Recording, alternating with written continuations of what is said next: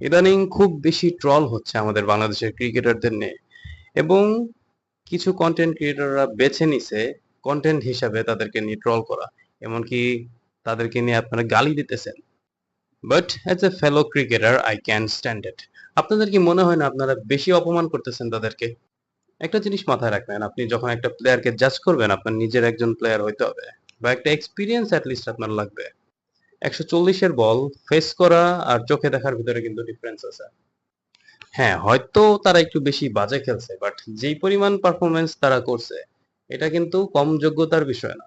যারা এই লজিক দেন যে প্লেয়াররা তো দিন ধরে প্র্যাকটিস করে, এত প্র্যাকটিস করার পরে তাদের পারফরমেন্স এমন কেন? আপনি যদি মনে করেন আপনি বাংলাদেশের বেস্ট 20 জন প্লেয়ারের ভিতর আপনি আছেন, আপনি যাই খেলেন না কেন, কোনো সমস্যা না।